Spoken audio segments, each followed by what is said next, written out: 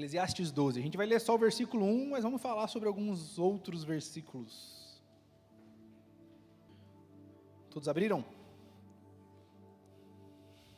Quem abriu fala uhul. Que uhul fraquinho. Vamos ler lá, Eclesiastes 12, 1. Lembre-se do seu Criador nos dias da sua mocidade ou juventude, antes que venham os dias difíceis, e antes que se aproximem os anos em que você dirá, não tenho satisfação neles. Eu tenho pensado, orado, meditado a respeito da juventude nessas últimas semanas. Na verdade, acho que faz, uns 2 meses, acho. Meu pai me mandou um vídeo, eu achei interessante, eu falei, puxa vida, e comecei a ir atrás do assunto. Um vídeo sobre os discípulos e tal, e a chance deles serem, a chance não, mas a probabilidade de eles serem novos e jovens e tal. E daí eu comecei a estudar um pouco mais sobre isso, comecei a ir um pouco mais a fundo, buscar, orar a respeito disso. E para a gente começar a falar sobre esse assunto, nada melhor do que a gente dar uma pensada, uma lida, uma estudada no que Salomão está falando aqui nesse texto de Eclesiastes. Então, esse capítulo 12 de Eclesiastes, assim como a maior parte dos textos que Salomão escreveu, esse capítulo 12 é uma dica, é um conselho, é uma sugestão, é uma sabedoria, E esse capítulo específico é uma dica para alguém jovem, talvez um filho dele, talvez um servo, mas é uma dica para alguém jovem, e se é uma dica para alguém jovem, então é uma dica para a gente, gente? Tem jovem aí? Vamos perguntar mais uma vez para você ter a oportunidade de manifestar sua juventude. Tem jovem aí? Deu uma melhorada, deve ter uns idosos aí. Uns idosos de menos de 30. Então vamos lá, no capítulo 1, no versículo 1, a gente leu, que ele dá essa sugestão para se lembrar do Criador no dia da sua juventude. Se a gente for... Quem já me viu ministrar aqui algumas vezes sabe que eu gosto de pegar o texto e destrinchando, o versículo a versículo e tal. A gente não vai fazer isso dessa vez, mas a gente vai passar por alguns desses versículos aqui do capítulo 12.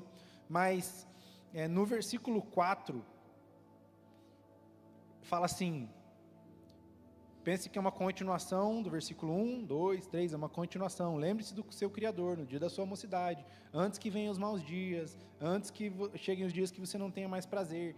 E daí ele fala no versículo 4, antes que chegue o dia, quando o barulho das aves o fizer despertar. Quem que acorda fácil com o barulho de ave de manhã, 6 da manhã? Os idosos, gente? Convenhamos. A gente, quando está com sono mesmo, é meio-dia para mais. Quem não tem filho, tá? A gente já vai falar sobre isso. No versículo 4 ainda fala, ou quando o som de todas as canções lhe parecer fraco. Sabe quando a pessoa fala alguma coisa, hein? Quem faz assim? Você está ouvindo uma música? Não estou ouvindo, não estou entendendo, não estou escutando direito. Quer ouvir, aperta o olho, sabe? As pessoas mais idosas, gente. Está falando, aproveite para se lembrar do Senhor antes que chegue o dia que você não consegue nem ouvir direito. Lá no versículo 5, antes de falar do versículo 5, eu lembro de uma situação que foi engraçada.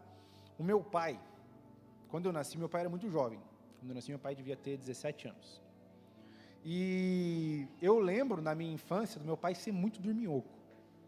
Meu pai trabalhava bastante, chegava tarde e tal, mas final de semana, meu pai não levantava antes do meio-dia. Era impressionante. Era normal saber que meu pai ia estar dormindo até tarde. Depois de um tempo, cresci, casei, saí de casa. Eu lembro que em uma determinada situação, eu não lembro exatamente qual contexto, não lembro exatamente qual foi a fala, mas eu lembro da minha mãe me contando, não, porque seu pai agora está acordando cedo. Ele está acordando cedo, ele vai fazer caminhada de manhã, ele está indo na academia. Eu lembro que eu pensei, ficou velho.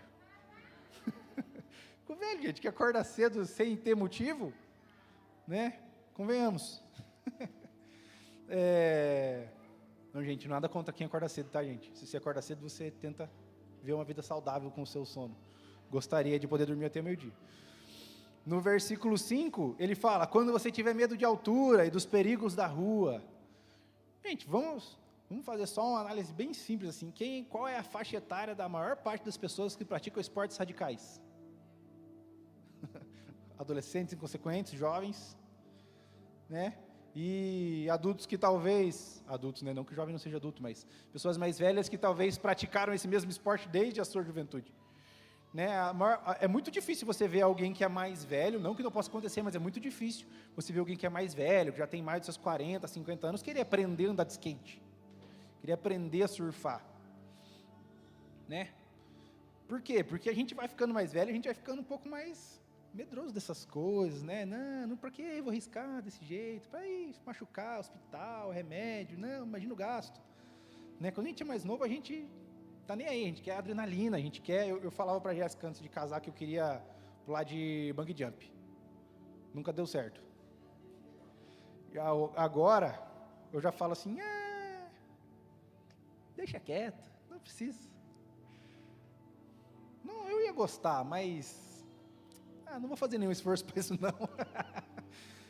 Né? E olha só que interessante. Mais uma história engraçada. Esses tempos atrás, vou ser bem breve nessa história. Esses tempos atrás, eu estava em casa dando um banho no Levi, que é o nosso filho mais novo. Ele devia estar com 7 meses. E daí eu dou banho nele no chuveiro, que é bem mais fácil do que na banheirinha. E daí, quando eu pisei no chão, meu pé estava com um sabão, eu escorreguei, vap pro chão. Imagina eu com uma criança de 7 meses no colo, eu só agarrei ele assim e deixei a gravidade me levar. Aí, assim, no fim das contas deu tudo certo. Foi uma correria, corremos para o hospital, ele ficou pálido, no fim das contas não era nada, né? Ninguém se machucou, foi só o susto e tudo mais. Mas aí no dia seguinte, teve uma reunião com o pessoal do trabalho, alguns colegas um pouco mais informal, assim, alguns colegas um pouco mais próximos. E daí eu falei, não, porque ontem foi uma correria, a gente foi dormir tarde, porque caí no box com o Levi e tal, nanana. E contando para ele, aí um rapaz falou uma coisa assim, falou, cada dia que passa o chão fica mais escorregadio para mim também. A gente vai envelhecendo, gente, e a verdade é essa, a gente vai fazendo menos coisas radicais, a gente vai evitando de pisar descalço no molhado, não é porque você não quer nem pegar uma resfriada, é que você não quer cair mesmo. Né? A gente vai ficando um pouco mais sistemático, e é normal, isso vai acontecendo com todo mundo. No verso 7 ele fala assim, antes que o pó volte à terra de onde veio, e o espírito volte a Deus que o deu. O que é isso? Antes que o quê? Antes que você morra. Antes que você morra, antes que você não tenha mais tempo. Lembra-se do seu Criador no dia da sua mocidade, antes que você não tenha mais tempo, antes que você não consiga mais usar o tempo, antes que você não consiga mais aproveitar o tempo, antes que o tempo seja escasso para você. E no final desse capítulo, vamos ler junto aí, versículos 13 e 14.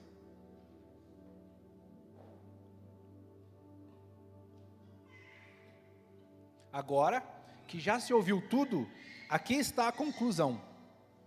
Depois dele falar, lembra do Senhor, antes que você fique velho, antes que você já não tenha mais tempo.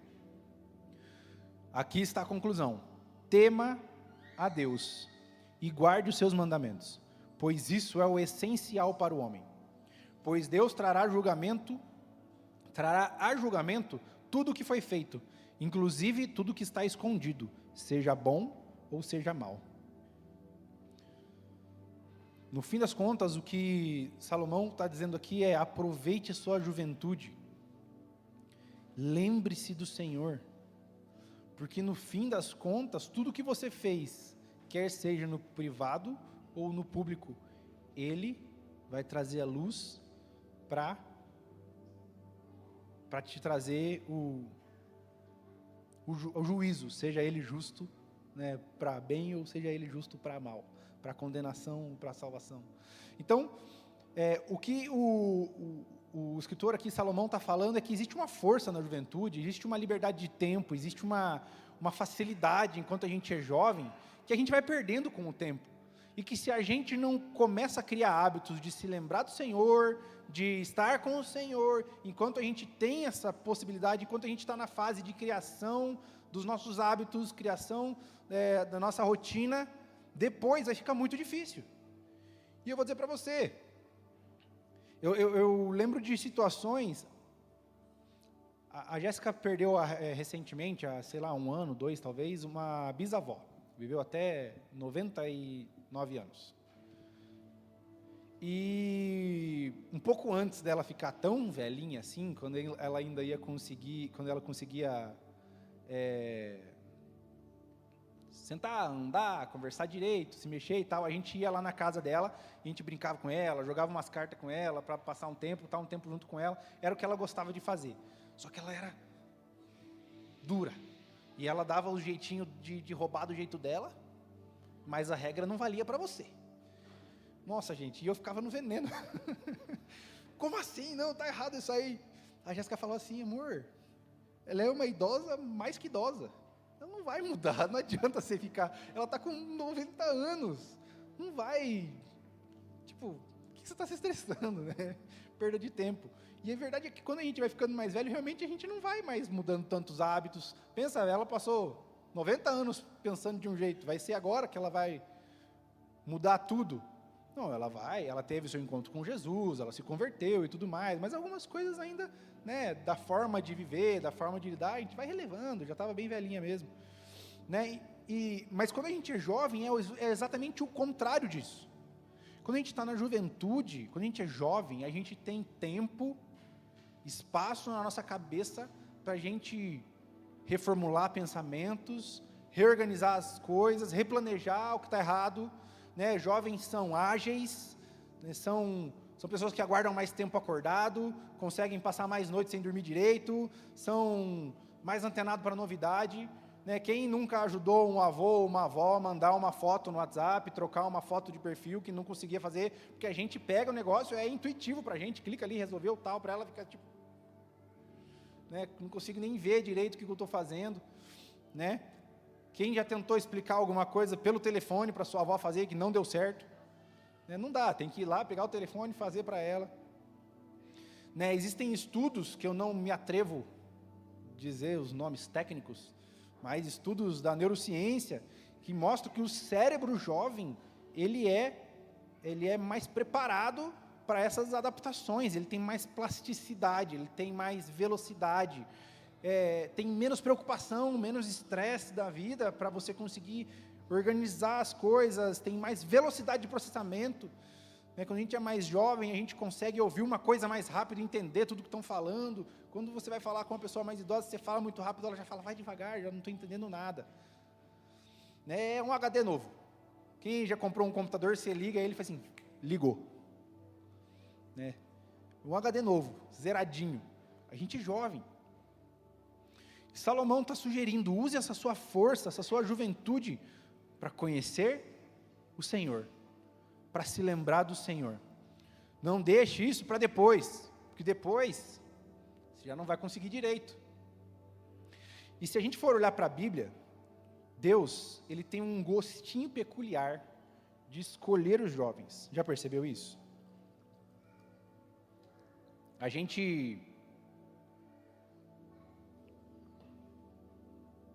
As coisas mais recentes estão cada vez mais próximo da realidade quando a gente fala no sentido de mídia e filme, e vídeo e série, seja lá o que for, sobre histórias da Bíblia.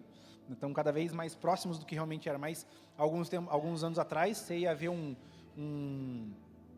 filme sobre Jesus, os apóstolos eram todos uns senhores idosos, com barbas gigantescas e mais velhos do que Jesus. Mas se a gente for olhar para a Bíblia e considerar realmente a característica, a idade das pessoas que Deus usou durante toda a Bíblia, a gente vai ver que a grande maioria das pessoas eram jovens.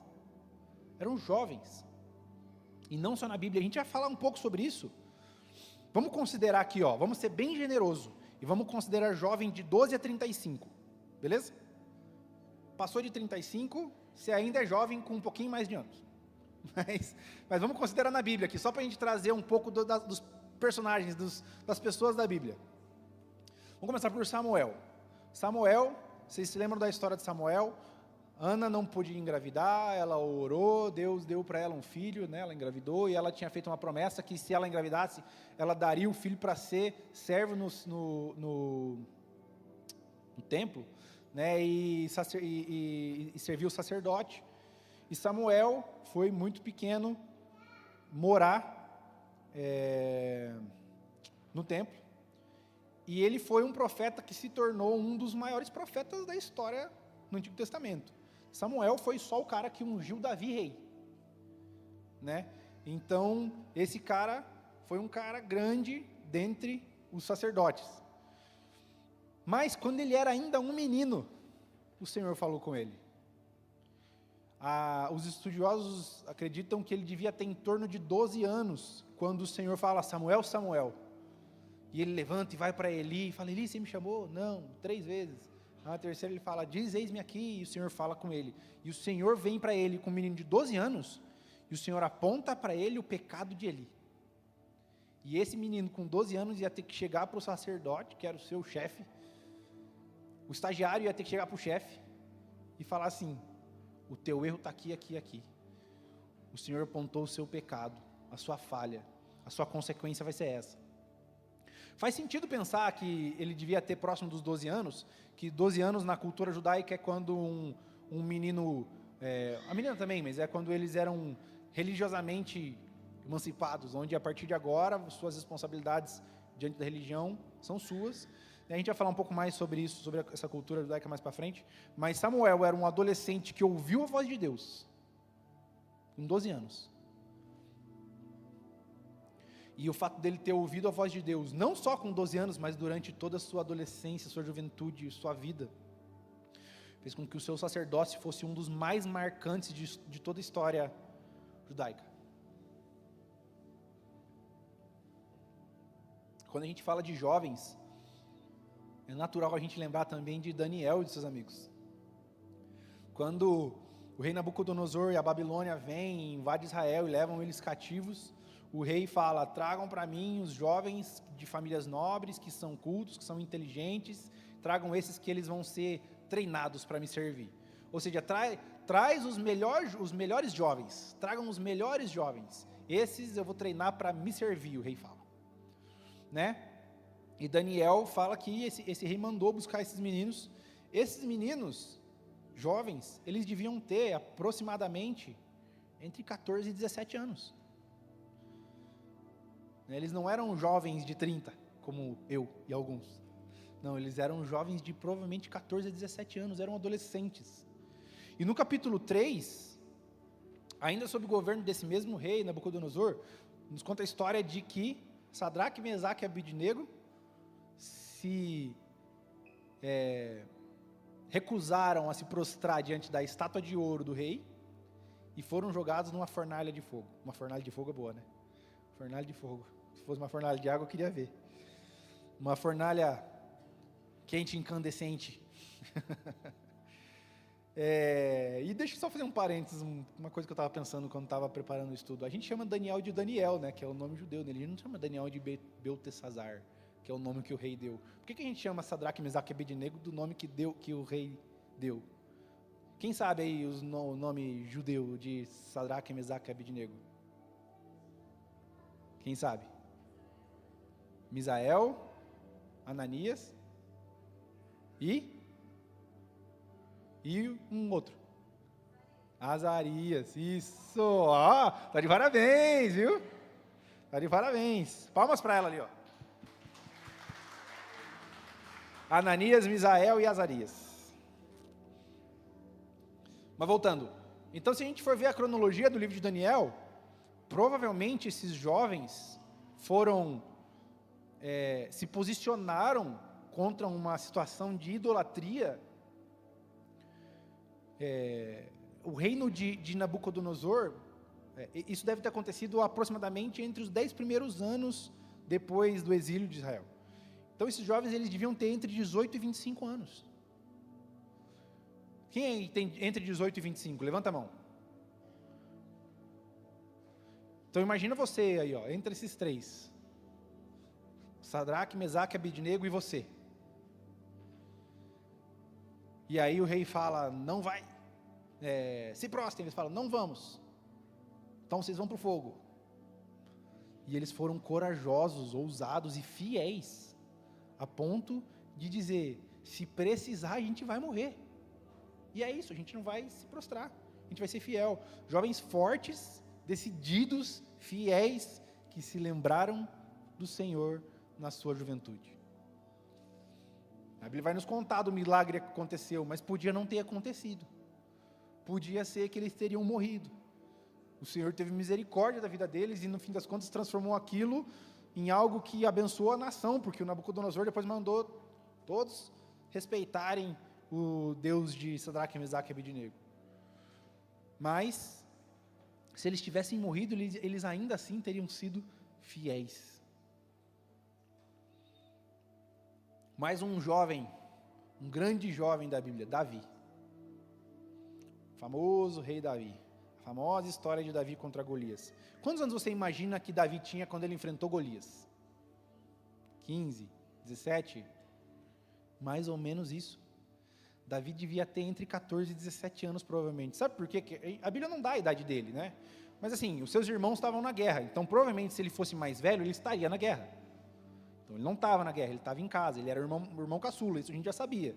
Porque quando o sacerdote vai orar pelos filhos do pai dele, que me fugiu o nome, Jessé, muito obrigado. Quando o sacerdote vai orar pelos filhos de Jessé, ele fala, cadê, não é, e acha o mais novo, que é Davi. Então, a gente já sabe que ele era o mais novo. Então, provavelmente, ele era mais novo a ponto de não ser obrigado a ir para a guerra. A gente sabe também que o rei Saul tentou colocar sobre ele uma armadura que não deu boa. Ficou pesado, ele falou, não deu, deixa sem armadura mesmo, eu vou contra Golias sem, porque talvez ele era pequeno demais, novo demais, não tinha estrutura física para carregar uma armadura do rei Saul. E ainda quando ele vai falar com Saul sobre isso, Saul fala para ele assim, mas você ainda é um rapaz, você quer enfrentar Golias, né? Mas esse Davi, que era um adolescente, foi um jovem corajoso, ele era rápido, inteligente, esperto, mas ele era fiel ao Senhor, ele conhecia o Senhor no secreto, ele se lembrou do Senhor na sua juventude, ele não se conformou com a afronta de Golias contra o povo de Deus, ele falou, esse Deus que eu conheço, não vai tolerar essa afronta, e se não tiver ninguém eu vou, e ele foi, e a gente sabe a história. Tem alguém entre 14 e 17 anos? Levanta a mão, ó, a piazada aqui na frente, umas meninas ali. Olha aqui, fica de pé, Pedrinho, fica de pé. Olha para ele aqui, ó. Você consegue imaginar ele lutando contra um cara do tamanho do Gustavão, assim, ó? Com um estilingue na mão, cara? Uma funda? Mas ele foi no poder do Senhor, porque ele foi fiel, ele honrou o Senhor. Valeu, Pedrinho, valeu, Gustavão.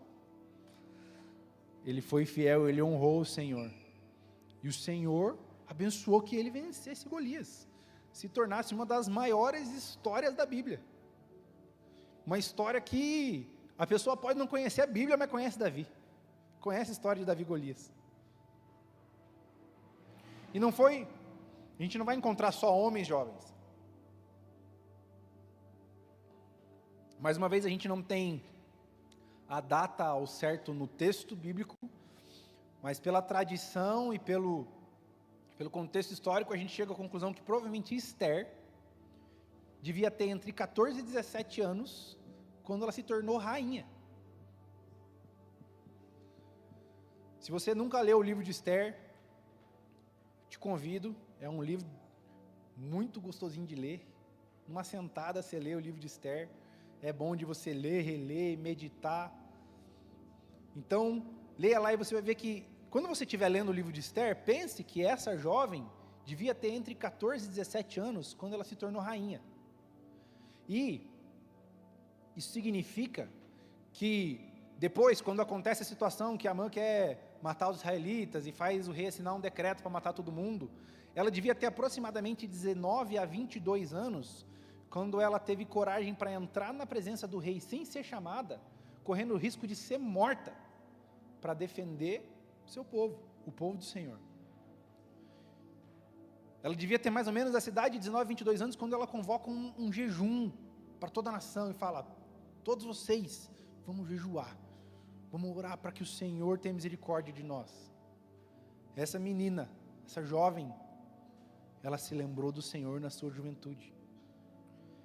Ela se lembrou do Senhor na sua juventude. Ela não se corrompeu com o glamour dos palácios, não se corrompeu com a riqueza, mas ela foi fiel ao Deus do seu povo, o Deus que trouxe a salvação para o seu povo, mais uma vez. E só de Antigo Testamento a gente poderia falar de muitos outros nomes. José, que foi vendido pelos seus irmãos como escravo quando tinha 17. Jeremias, que devia ter 16 a 18 anos, quando Deus fala com ele, chamando ele para o sacerdócio, para ser um profeta. Eliseu devia ter entre 25 e 30 anos, quando Elias joga a capa e fala: vem comigo. Então, homens e mulheres jovens, que a gente hoje se espelha na vida deles, para aprender coisas que nós queremos levar para a nossa própria vida para sempre. Então, mais para frente a gente vai falar sobre isso, quando Paulo fala para Timóteo não desprezar a mocidade, não deixe que desprezem a sua mocidade, mas não despreze você a sua juventude, não desperdice a sua juventude. Nesses homens e mulheres, provavelmente na época em que as coisas estavam acontecendo com eles, eles não estavam pensando: puxa, isso aqui que eu estou fazendo um dia vai ser escrito num livro que vai ser levado 2000 anos para frente, todo mundo vai saber. Claro que não. Eles estavam sendo fiéis no dia a dia. Eles estavam sendo fiéis no detalhe, na situação, no momento, na pressão. No momento que eles estavam vivendo, eles falaram: aqui eu preciso me lembrar do meu Senhor na minha juventude e ser fiel. Jovens que foram chamados por Deus, que foram fiéis, fortes, que foram referência de obediência, de fidelidade. E o Novo Testamento também está cheio de jovens, a começar pela própria mãe de Jesus, Maria. Pela tradição judaica, as mulheres se tornariam disponíveis para o casamento. Vamos lembrar que a tradição judaica, a mulher não necessariamente dizia com quem ela ia se casar, né? Os seus pais davam ela em casamento. Aquela cultura de dote, essas coisas assim, um pouco diferente do que a gente se lembra na cultura antiga nossa, mas na cultura deles era mais ou menos assim. Então, a partir dos 12 anos, a mulher estaria disponível para casar. Então, apesar de absurdo que possa parecer para a gente hoje, né, naquela cultura, uma adolescente estar casada, engravidar, era comum. Ela ia casar, a partir dos 12 anos ela estaria disponível para casar. E pensa que Maria, ela devia ter aproximadamente 14 a 17 anos, quando o anjo Gabriel vem e anuncia para ela que ela seria a mãe do Salvador do mundo. Uma adolescente, uma jovem, a quem foi confiada o desafio de ter um bebê e criar ele, que esse homem seria o Salvador da humanidade. Uma jovem. Deus não escolheu uma pessoa mais madura, que já tinha tido vários filhos e criado vários filhos para ter experiência. Não, Ele escolheu uma menina que estava prestes a casar ainda. Não só ela, José também era novo. Provavelmente devia ter no máximo 20 anos. Acredito que menos. Então, José e Maria é um casal jovem, que não teve medo de talvez ser criticado pelo fato de o que estava acontecendo com eles ser diferente de tudo que eles estavam acostumados a ver. Inclusive, a Bíblia vai contar que José pensou em desposar de Maria, e o anjo veio e falou para ele: não faça isso. Não faça isso. Ela não fez nada de errado. Por sinal, ela foi agraciada. Ela foi agraciada com essa bênção de criar esse Filho de Deus.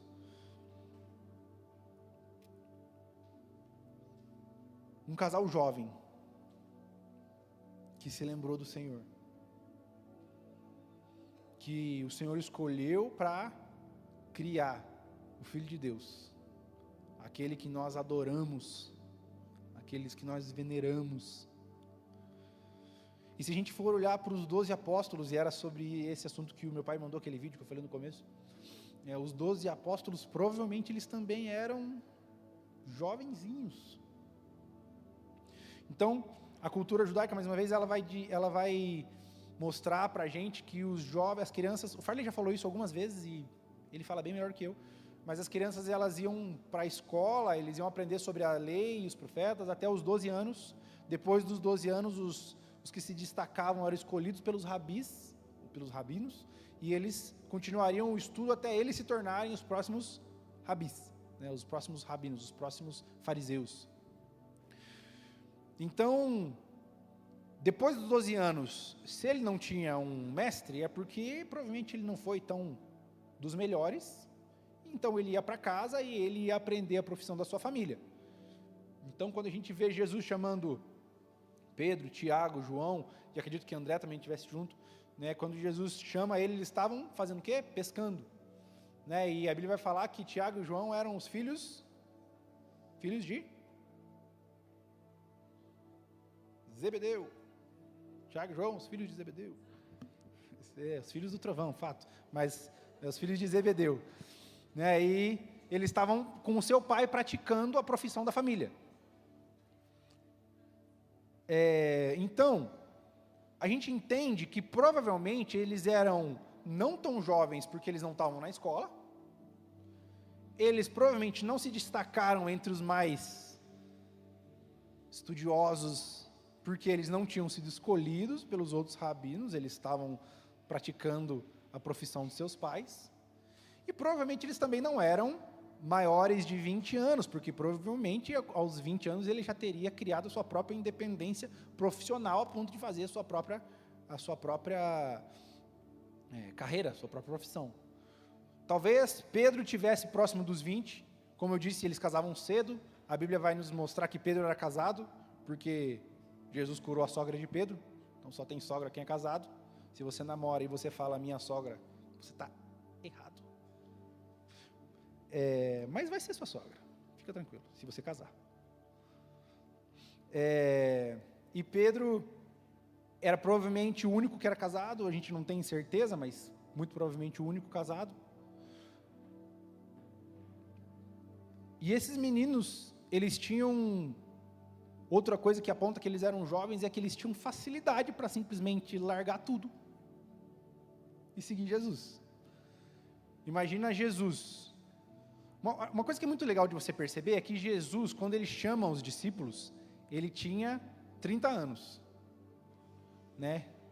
30 anos é exatamente a idade que os novos mestres começam a procurar por novos alunos, novos discípulos. Então Jesus se coloca na mesma posição dos novos rabinos, dos novos mestres, e começa a escolher os seus discípulos, só que ele não vai escolher entre os melhores da galera que está saindo dos 12 anos. Não, ele vai escolher aquele que ele olhar no coração e falar, é você, vem e me segue. E esses meninos talvez pensaram, caraca, nenhum rabino me escolheu antes, quem sabe agora é a minha oportunidade de me tornar um fariseu, porque querendo ou não, se tornar um mestre, um fariseu, era status, né, gente? É tipo assim, quem sabe agora é minha oportunidade de caminhar com caminho para se tornar juiz do STF. Tá bom, a gente não gosta disso hoje em dia, mas é uma coisa importante. É uma coisa importante e relevante, apesar de a gente às vezes não curtir muito no momento que estamos, né? Ok, fecha parênteses. Então, eles provavelmente eram jovens o suficiente a ponto de ter liberdade de largar tudo. Até um quesinho de inconsequência, né? Do jovem que fala assim, se lasque, só vamos, só vai. Né? Então, eles eram provavelmente adolescentes, jovens, de 14, 13 até 20 anos. Jesus escolhe esses meninos, e esses meninos decidem largar tudo para viver a missão mais intensa da sua vida. para aprender com o próprio Messias sobre lembre-se do seu Criador na sua juventude todos os dias.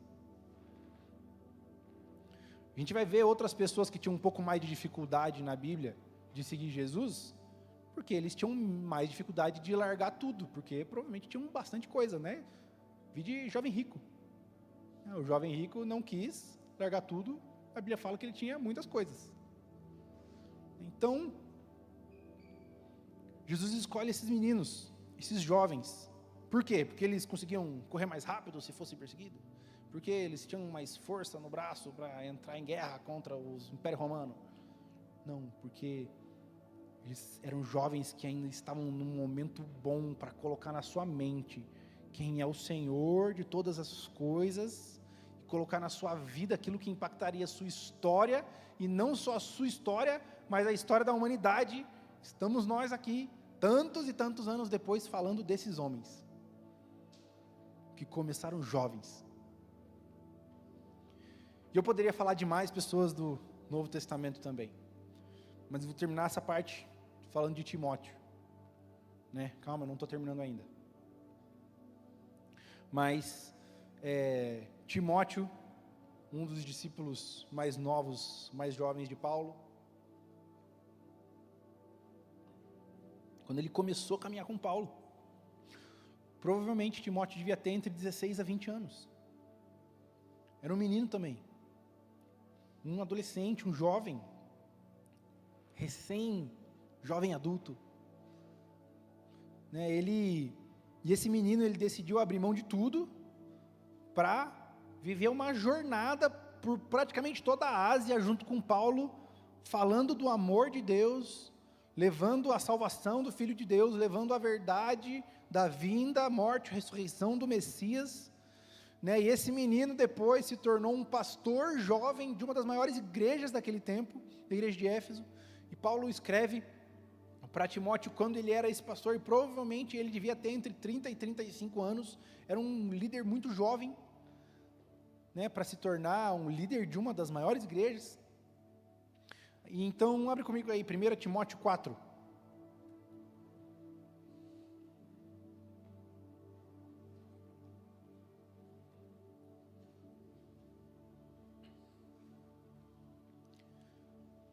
E a gente vai ver no versículo 12.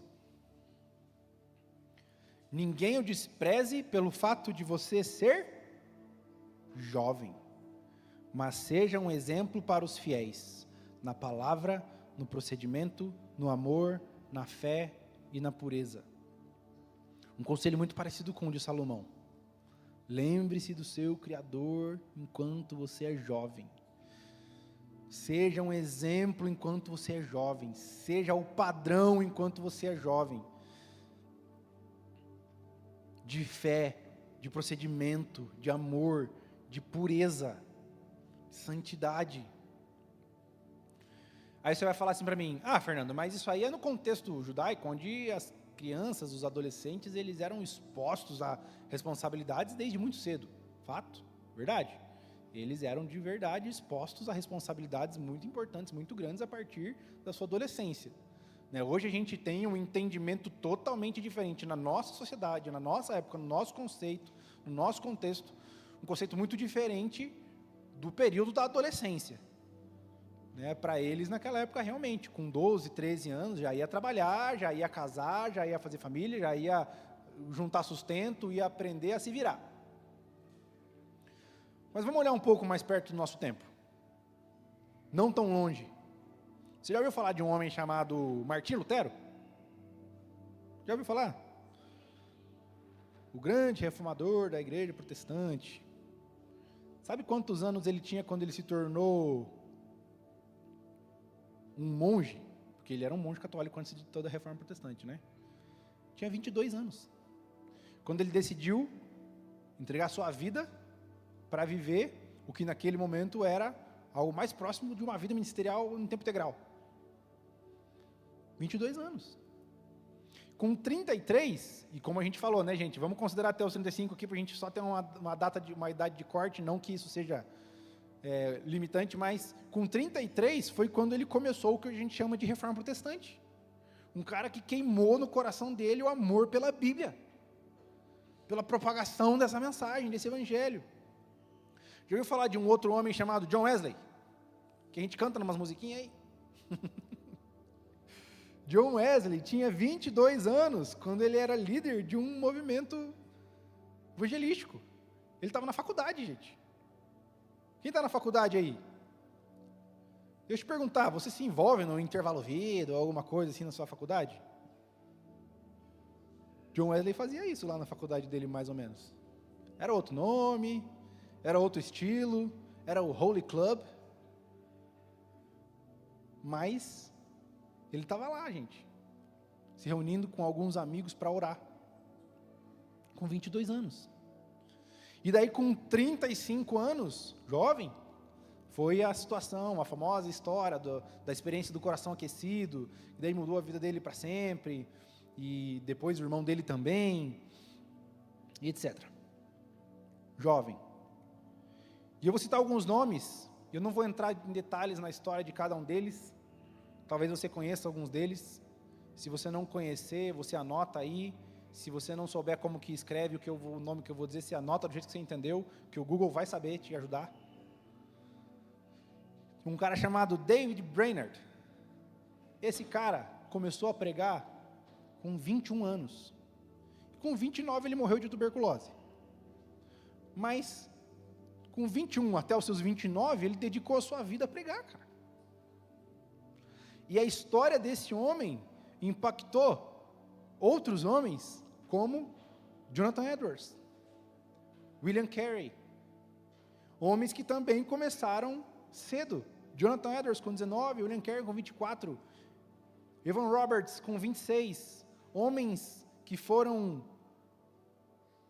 destaques na história do cristianismo, que a gente cita até hoje, que a gente aprende com a dedicação e o impulso, a entrega deles até hoje.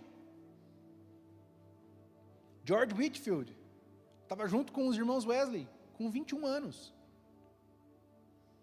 William Seymour, o famoso líder da famosa avivamento da Rua Azusa. A gente canta que a gente quer ver o que a gente viu na Azusa, que a gente quer viver o que a gente viu. William Seymour começou seu ministério com 30, com 35 foi quando o avivamento aconteceu.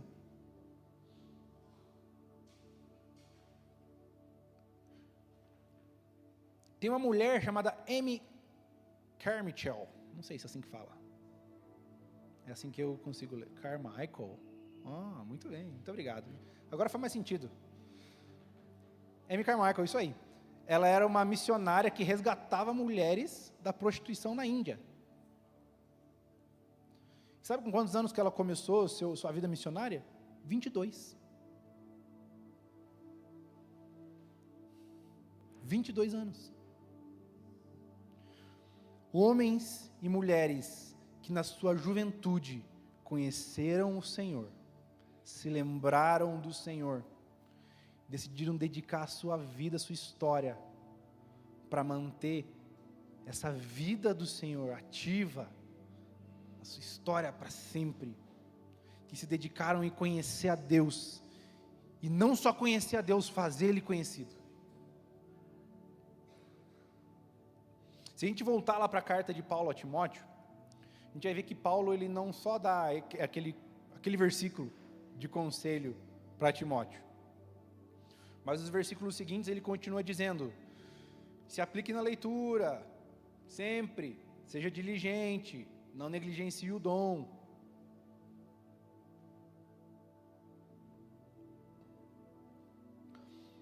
Talvez Paulo soubesse que na juventude de Timóteo, ele seria tentado a dar uma relevada, a dar uma negligenciada, uma procrastinada, né? E Paulo está ajudando ele a manter firme o pensamento. Se aplique na leitura, se aplique na leitura, não esqueça de ler, não esqueça de orar, não esqueça de ser diligente, né? Nós, jovens, como eu falei, nós somos fortes, nós somos corajosos e destemidos e até um pouco inconsequentes algumas vezes, mas a gente também tem uma tendência a desanimar e abandonar muito fácil. Ainda mais da nossa geração,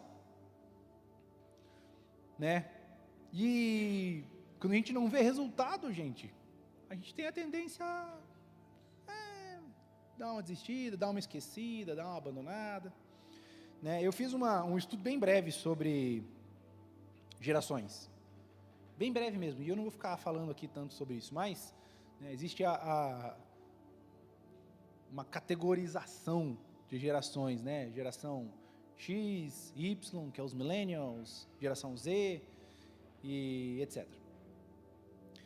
Se a gente for fazer uma breve comparação sobre algumas dessas gerações, e por favor entenda que o que eu estou dizendo, eu não estou dizendo que é você, estou dizendo que é a característica social da geração, tá bom? Ok, se a cara possa servir, você vai orar depois. Mas os nossos pais, ou talvez os pais da maioria, né, são a geração X, pessoas de 45 a 60 anos, hoje. É uma geração que tem um senso forte de comunidade, um senso forte de colaboração, enquanto os millennials, ou a geração Y, qual eu me encaixo, são pessoas que hoje têm entre 27 a 44 anos. Já é uma geração que começa a ter um pouco mais de senso de individualismo. Isso aí, obrigado. Então, enquanto alguns dos nossos pais têm uma idade onde um senso de comunidade e talvez são aquelas pessoas que, se a gente for olhar para os nossos pais, tios, vizinhos mais velhos, talvez você vai ver aquela pessoa que é o famoso católico não praticante, ou até o evangélico não praticante, que vai na igreja porque tem que ir, né, não porque de fato acredita ou vive aquela verdade, mas é um senso de comunidade, que faz parte ir na igreja no domingo, faz parte ir na missa, faz parte, então é um senso de comunidade. Vai ter reunião, eu lembro quando eu era criança, eu morava lá em Colombo, tinha um centrinho comunitário perto da minha casa, né, e volta e meia tinha reunião no centro comunitário, ia lá a galera, toda a família para reunião no centro comunitário, as crianças zoando e os adultos conversando, decidindo alguma coisa do bairro. Então é um povo que tinha um pouco mais de senso de comunidade, enquanto já os millennials, a minha geração, é um pouco mais de senso de individualidade, onde é aquele povo que mora num prédio com 6 apartamentos por andar, mas não sabe o nome de um vizinho. Se cruza com alguém no elevador, tá com um cachorro, pode descer, deixa quieto, né? E isso fica um pouco mais acentuado para a geração Z, os Gen Z. Não é Jay-Z, hein, gente, é Gen Z. Essa só os millennials também vão saber quem é. Mas fica um pouco mais forte, um pouco mais individualizado, quanto é um pouco mais novo. Mais uma vez, não estou dizendo que você é assim, estou dizendo que é a tendência da sua geração. A minha família, ela mostra bem claro algumas diferenças entre as gerações, quando a gente fala, por exemplo, da quantidade de filhos. Então, a minha avó, uma das minhas avós, contando com ela, eram em 22 irmãos. Tudo do mesmo pai e mesma mãe. Um povo que morou num lugar mais rural, mais abandonado, sem métodos anticonceptivos. E é isso aí, praticamente a bisavó viveu a vida inteira grávida. Já o meu pai, que é outra geração, que é a geração X, já é um pouco diferente. Ainda era um contexto um pouco mais afastado dos centros, da cidade e tudo mais. Então, já o meu pai, ele teve 5 irmãos de um lado e 2 do outro. E ainda assim, já é 7 irmãos. Pensa fazer uma festinha de aniversário de criança, gente, que sofrimento que é. Só de um lado tem 7 tio, sem contar os marido, mulher, filho. Do outro lado, a minha mãe também tem mais 4, 5, 6, 7, 8, 9 irmãos. É bastante coisa.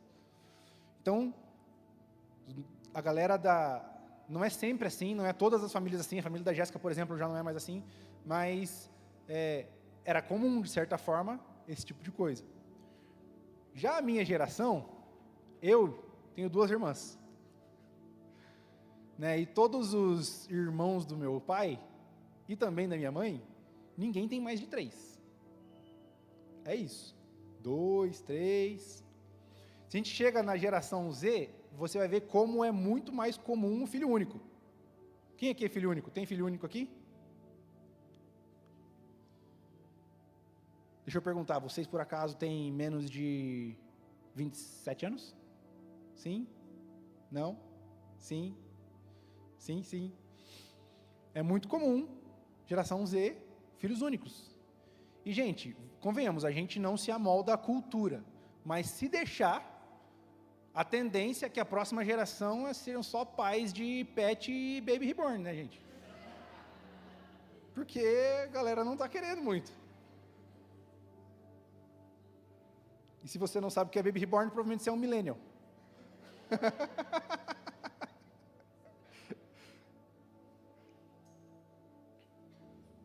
E a verdade é que as gerações, elas têm realmente as suas características.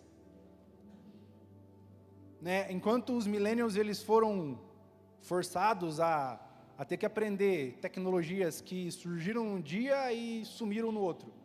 Por exemplo, eu sou de 91, tenho 33. Eu lembro de começar a usar CD em vez de disquete. Depois DVD em vez de CD. Depois pendrive em vez de DVD. Depois MP3. Depois iPod.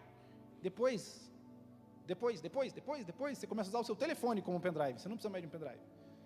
De repente, o seu telefone não tem mais botão. Agora tem uma tela que é touchscreen. A gente nem fala mais touchscreen hoje em dia, porque é inconcebível um telefone não ter tela sensível. Né? Então, a nossa geração, os millennials, foram forçados a ter que se adaptar a novas tecnologias, novas tendências o tempo todo. Enquanto a geração Z já nasceu com a maioria dessas tecnologias estabelecidas. Né, gente? Hoje é tudo online. Você vai transferir um dado para alguém e você não liga nem o Bluetooth mais. Vai no Wi-Fi mesmo, vai no WhatsApp mesmo. Né? A geração já é uma geração que já nasceu com essas tecnologias um pouco mais avançadas e ainda assim as coisas evoluem muito rápido, mas também é uma geração que, tipo, não precisa se adaptar a mudanças. Elas vêm, elas acontecem, a gente está aí, vai vivendo, e é isso aí. Então, mais uma vez, não quer dizer que é você, mas a geração Z é uma geração que tem um pouco mais de tendência e facilidade de abandonar algumas coisas que já não são mais tão úteis assim. Que compra uma coisa e já não está mais usando, deixa lá. Né? Doa, joga fora. Tem um pouco mais de tendência. Algumas coisas que para algumas gerações anteriores se tornaram facilidades. Para as gerações mais novas, não é facilidade, é só o jeito normal de fazer. Tipo, não é que seja uma facilidade usar o micro-ondas, é que tem que ter. Não é que seja uma facilidade cozinhar no air fryer, mas é tipo assim, melhor, tem que ter. Se não tiver um forno, tá bom, a air fryer. Né? Então, os jovens de hoje, que são de 12 a 26 anos, a geração Z, no caso, né, são jovens que têm uma tendência muito maior de querer tudo muito rápido, de não ser profundo em nada, de saber pouca coisa sobre muita coisa. Eu não preciso saber tudo, eu só preciso saber um pouco, para eu poder conversar sobre tudo. Né? Quem nunca encontrou um amigo, uma amiga, que é aquela pessoa que sabe sobre todas as coisas? Daí você inventa uma história e ele sabe também aquela história, porque sabe sobre todas, sei tudo. Parece que o cara, sei lá, tem o Google na cabeça. Ele inventa umas respostas, com certeza. Tá? É uma geração que tem tendência a ter relacionamentos superficiais, pessoalmente, mas emoções muito profundas no digital. Onde se alguém comenta e fala alguma coisa depreciativa nas suas redes sociais, você fica muito mal, você fica muito abalado, você fica muito triste, isso te abala. E quando você precisa ir para o pessoal, dá ciricutico, dá ansiedade. Você não sabe o que é ciricutico também. Dá ansiedade, né? Uma tendência a ter medo de relacionamentos profundos. Pessoal, gente, mais uma vez, por favor, eu não estou falando exatamente de você que é Gen Z. Estou falando da sociedade, do modelo atual da galera da sua idade. Tá? São pessoas que geralmente têm a tendência a ser menos pessoais, por consequência menos profundas, por consequência menos dedicadas, né? Querer respostas mais rápido, e se eu não encontro a resposta que eu quero mais rápido, então não é, deixa quieto, né? Só que, cara, lembre-se do Senhor da sua mocidade, não é lembre-se do Senhor nesse final de semana, e se nada acontecer, segue a vida. É na sua mocidade, é durante toda a sua juventude. Sabe, os jovens, querendo ou não, eles são a força da igreja. São as pessoas que aguentam mais, que têm mais força, que têm mais garra, que têm mais ânimo. Só que a gente vive hoje numa sociedade onde a tendência é os jovens serem muito desanimados. Onde a tendência é os jovens... E convenhamos que depois da pandemia ficou ainda mais fácil a gente querer ficar em casa, né? Depois da pandemia ainda isso afetou muito a gente descobriu que a gente gosta de ficar em casa. Né? Ficamos trancados lá 2 anos quase, e quando abriu as portas, não queria sair. Mas, gente, para pensar, você está na idade onde você tem força, vigor, onde você aguenta virar uma noite orando, onde você aguenta vir para a sala de oração na sexta-feira, vir para o Rocks no sábado e no culto de domingo de manhã. Você aguenta. Às vezes a gente fica com preguiça, mas a gente aguenta. Eu lembro uma vez, a Jéssica estava conversando com o pai dela, com o meu sogro, e ele falou uma coisa que ficou na minha mente. Se eu não me engano, foi logo depois que a gente casou, e eu não lembro exatamente qual foi a frase dele, mas a ideia foi essa. Ele perguntou para ela como que tá as coisas, como está a faculdade. A Jéssica estava fazendo faculdade à noite, trabalhando durante o dia, eu também trabalhando e tal. Estava me planejando para começar uma pós, aquela agenda puxada do jovem que está estudando, né, gente? E é normal a gente trabalhar de dia e estudar de noite, enquanto a gente é jovem, faz parte. E o meu sogro falou assim, é isso aí.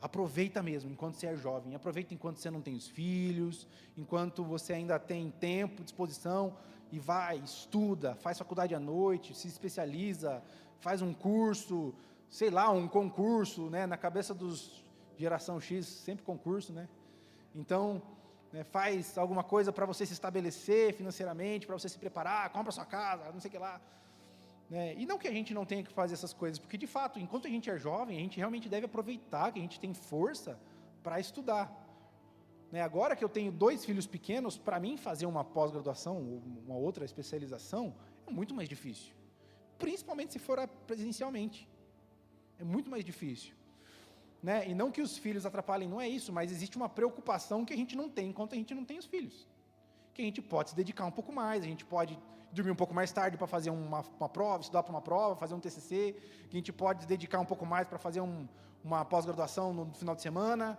né? A gente consegue enquanto a gente ainda é jovem.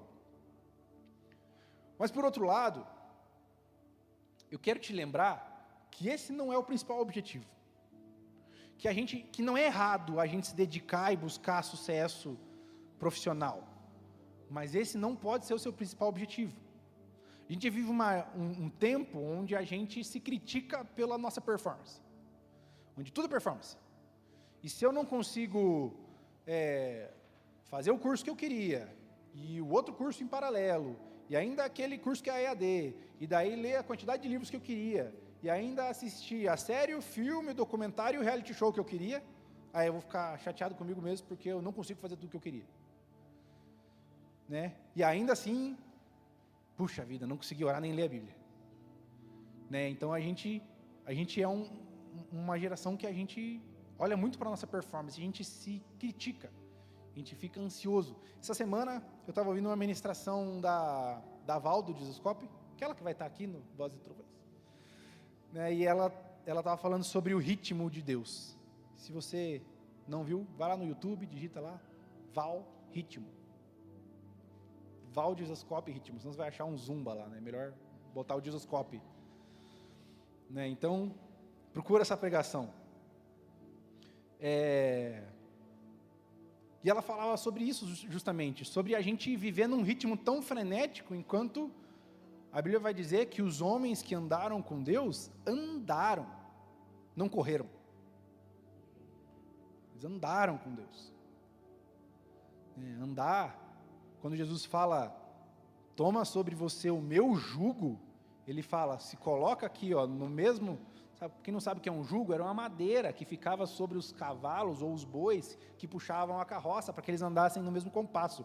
Jesus está falando, ande no meu jugo, tome o meu jugo. Ou seja, tem um negócio aqui ó, que está no meu pescoço, coloca no teu, para quando você for andar, você andar no meu passo.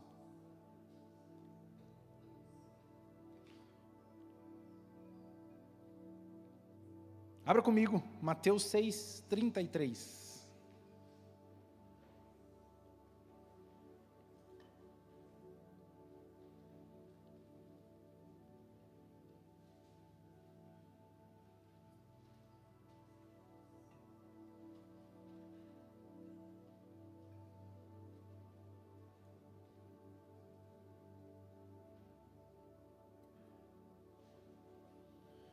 Mateus 6:33.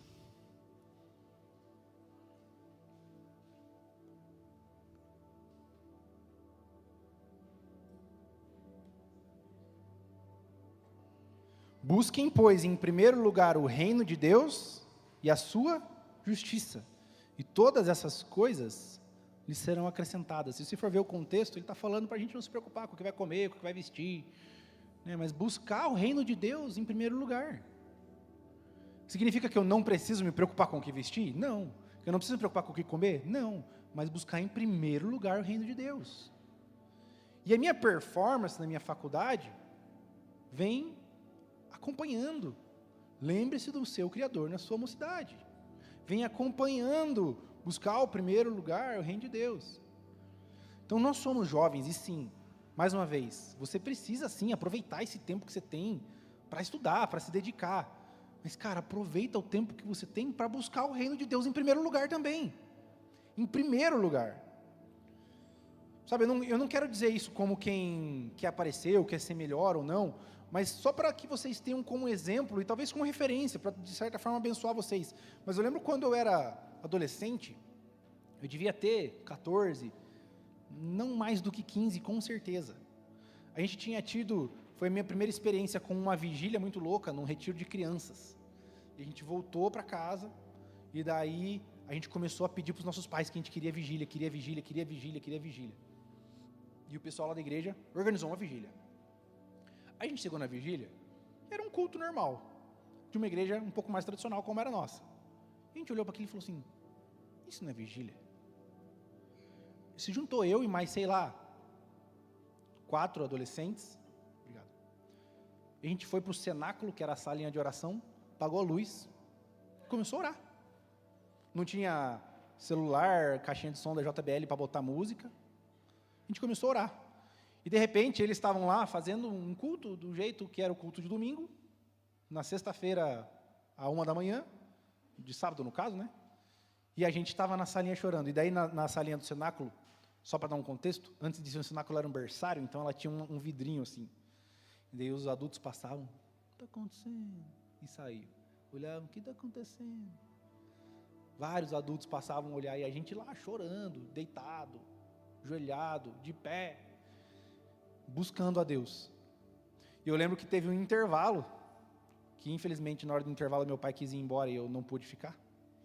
Mas o que eu fiquei sabendo é que os adultos depois do intervalo falaram assim, gente, aquilo lá que é vigília, não isso aqui. Vamos fazer aquilo lá aqui. E eles mudaram a vigília e começaram a orar. Sabe, eu lembro quando eu era mais jovem, lá na igreja que eu ia, a gente fazia encontro com Deus, e antes do encontro com Deus a gente fazia 3 semanas de jejum, 6 horas, 12 horas, 18 horas todo dia. E para mim que era jovem, cara, de boa. Eu cheguei a participar de 2 retiros, que eu fiz 6, 12, 18, 12, 18, minha mãe ficou de cara, que eu emagreci pra caramba. Minha mãe foi brigar com o líder do encontro. Mas a gente é jovem, a gente aguenta essas coisas. Quando a gente fica mais velho, daí você começa a ter os problemas de saúde, porque às vezes a gente não cuida da nossa saúde na juventude, aí começa a ter diabetes e essas outras coisas todas, aí você não pode ficar fazendo jejum. E aí você perdeu a oportunidade de ter feito uns jejuns massa. De ter se esticado. Eu lembro quando a Jéssica se converteu, ela se converteu com 14 anos, se eu não estou enganado. Então ela estava na escola, e ela estudava de manhã, e ela ia para a escola de manhã, voltava para casa, almoçava, se trancava no quarto e passava a tarde orando. Várias vezes. 4, 5, 6 horas orando. Isso fez com que a Jéssica crescesse espiritualmente, crescesse em Deus, o que muitos dos jovens e adolescentes da nossa igreja, que não oravam meia hora por dia, mas estavam na igreja desde criança.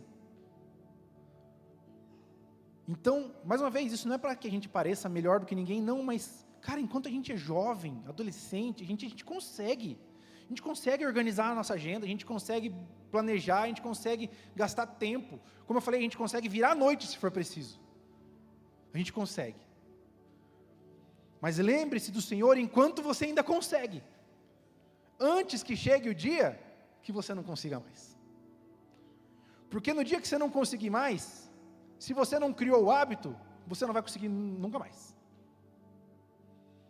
Nunca mais não, se Deus te der a graça, né? Mas a chance de você nunca mais conseguir fazer, se dedicar de forma intensa, mais velho, se você não criou esse hábito enquanto você é jovem, essa chance é muito alta. Está fazendo sentido? Então, o que a gente precisa é de mais tempo de páginas do que mais tempo de telas. A gente precisa de mais tempo de praying do que scrolling. Mais tempo de oração do que Insta. Eu sei como é tenso, gente, eu também sou ser humano. Inclusive eu instalei um aplicativo no meu celular que é para bloquear a cada 15 minutos que eu uso. E já era, só amanhã. Porque eu também quero me ajudar, né, gente? Porque se a gente não presta atenção, de repente passou meia hora você com fome de pé na cozinha e não pegou uma comida que está no celular. Não é verdade, gente? Com fome, com frio, e aqui, ó. Normal, gente, se a gente não perder, se a gente não criar formas de se precaver dessas coisas. E, gente, convenhamos, chega a ser às vezes até embaraçoso para a gente, pensar que tem pessoas na nossa igreja, aqui no nosso voluntariado, que são casados, mais velhos, com filhos grandes, né, e a pessoa aguenta servir no sábado à noite, no domingo de manhã, e se precisar, está lá se dispondo no Ministério Infantil à noite. Enquanto a gente se disponibiliza para servir num sábado, e no outro sábado não, porque daí eu preciso ter uma semaninha de descanso também, né? Gente, chega a ser embaraçoso para a gente que é jovem, cara. A gente é jovem, a gente é forte, a gente aguenta, a gente tem força. E eu não quero que isso se torne, de certa forma, uma pregação humanista para dizer, você é bom, você é forte, você é o melhor. Não, não é isso. Não é isso. Porque o objetivo principal é buscar o Senhor sobre todas as coisas. Porque no fim das contas, eu não estou dizendo para você que você é bom para que você seja glorificado, mas estou dizendo que você tem força e juventude e garra dentro de você para dedicar tempo para buscar o Senhor sobre todas as coisas, para dedicar tempo para se lembrar do Senhor na sua juventude. Vocês estão conseguindo entender isso, né, gente? Porque de fato, na verdade, a gente não é tão bom assim quanto a gente acha às vezes. E se você, que é jovem, se sente fraco, ótimo. Sabe por quê? 2 Coríntios 12, versículos 9 e 10, diz o seguinte: e disse-me, a minha graça te basta, porque o meu poder se aperfeiçoa na fraqueza. De boa vontade, pois, me gloriarei nas minhas fraquezas, para que em mim habite o poder de Cristo. Porque me sinto prazer nas fraquezas e nas injúrias e nas necessidades, nas perseguições, nas angústias, por amor de Cristo. Porque quando estou fraco, então, sou forte. Porque nós realmente não somos fortes só porque nós somos jovens. Mas porque a verdade é que muitas vezes nós, mesmo sabendo que a gente aguenta mais tempo, a gente aguenta vir à noite, a gente aguenta fazer faculdade à noite, trabalhar de dia, e ainda ocupar o final de semana com algumas coisas, a gente aguenta, né? Mas a verdade é que às vezes a gente fica se sentindo fraco, esgotado, né? Quando a gente, comemos, né, gente? A gente consegue virar à noite fazendo coisas que a gente quer, né? Porque se for para virar à noite assistindo um negócio, jogando um negócio, a gente consegue, né? E aí se você tem uma certa dificuldade com a leitura, você pega um livro para ler, já dá 2 capítulos, você já pescou metade. Se for para ler de noite, então, é melhor que melatonina, né? Mas é quando a gente é fraco nessas coisas, então é nessa hora que eu vou buscar o Senhor, porque é nessas coisas que eu sou fraco que Ele me faz forte para a glória dEle. Então quero chamar o pessoal do louvor para subir, mas eu quero convidar você a refletir. O que tem te travado? O que tem te impedido de dedicar os seus dias para o Senhor? Eu não estou falando necessariamente de você abandonar a faculdade, abandonar o trabalho, para viver em tempo integral, como missionário intercessor. Se for, glória a Deus. Se for, procura o Ariel ali para ver depois se é isso mesmo que você quer, para ele te contar como é. Mas o que te impede de lembrar do Senhor na sua juventude? Hoje, todo dia, todo tempo. De buscar o Senhor em primeiro lugar sobre todas as coisas. O que te impede de se dedicar um pouquinho mais de tempo, de disposição, de vontade para orar, para buscar, para ler, para jejuar? Quero te convidar a fechar os seus olhos e refletir nisso. Lembra-se do seu Criador nos dias da sua juventude, antes que venham os dias difíceis, antes que venham os dias que você diga, eu não tenho mais satisfação neles, antes que venham os dias que você não consiga mais estabelecer hábitos, antes que venham os dias que você não consiga mais criar rotinas, porque a sua rotina já está muito estabelecida. Lembre-se do Senhor na sua juventude. Busque em primeiro lugar o reino de Deus. Não despreze a sua juventude.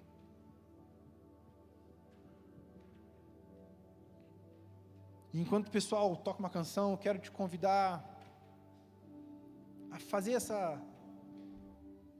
não só fazer uma reflexão, né, gente, mas buscar o Espírito Santo. Ore ao Senhor, peça que o Senhor te traga à mente. O que te impede? O que te trava? Falta de vontade? Você se sente fraco?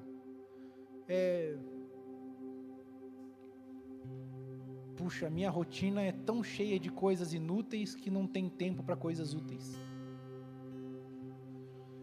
Eu gasto tanto tempo com coisa que eu não preciso e depois me frustro por não performar nas coisas que eu precisava.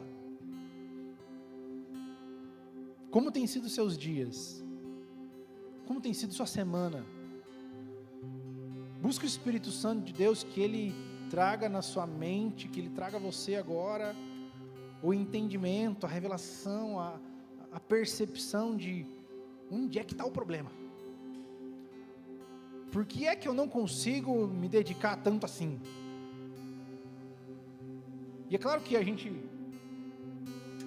espera que quando a gente fala de dedicação, vocês pensem também sobre serviço, voluntariado e tudo mais, Livingston, se envolver com a casa, se envolver com a Living, mas principalmente buscar o Senhor sobre todas as coisas. Esse é o mais importante. O que te impede de talvez,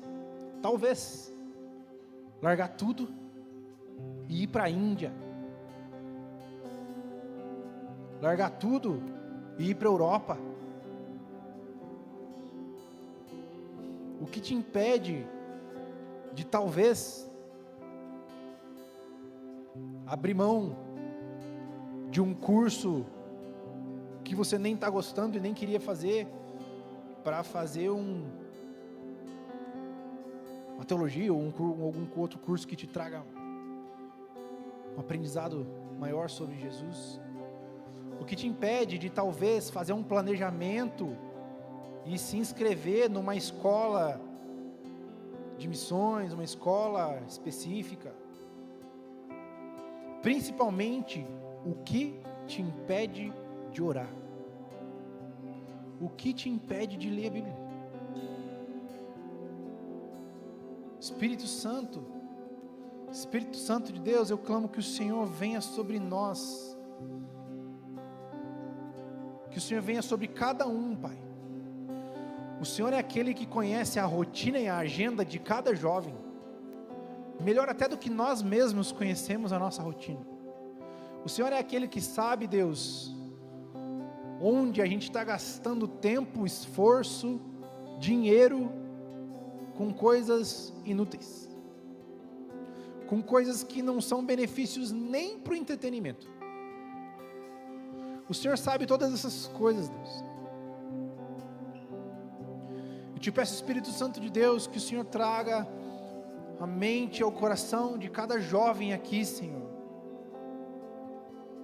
o entendimento, a fome que precisa, a sede que precisa, a coragem que precisa, para se lembrar do Senhor todos os dias, mesmo em meio a uma agenda que talvez seja corrida. Deus, o Senhor escolheu dar força para os jovens, o Senhor escolheu dar disposição para os jovens, e os nossos jovens têm sido atacados, Senhor, por um pensamento de preguiça e de desânimo, Senhor. Nós queremos calar a voz do desânimo, calar a voz da preguiça, em nome de Jesus. Calar a voz de um espírito sobre a nossa geração que quer nos levar a viver uma vida de procrastinação e perda de tempo. E talvez, Senhor, nós só consigamos, Deus, viver essa verdade, aplicar essa verdade na nossa própria vida.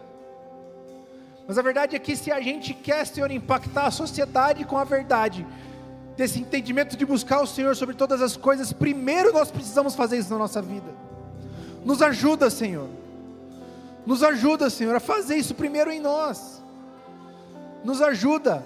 A sua palavra fala que seu é o querer, mas que seu também é o realizar.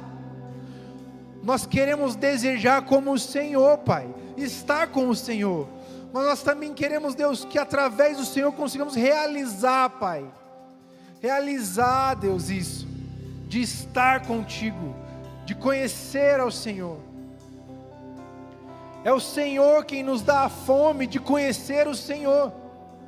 Então eu clamo, Deus, em nome de Jesus, que o Senhor encha a nossa vida, o nosso espírito, a nossa alma de fome por Ti, Senhor, de sede por Ti, Senhor, de fome pela Sua palavra, de querer conhecer o Senhor, Pai, de querer conhecer e buscar o Senhor sobre todas as outras coisas.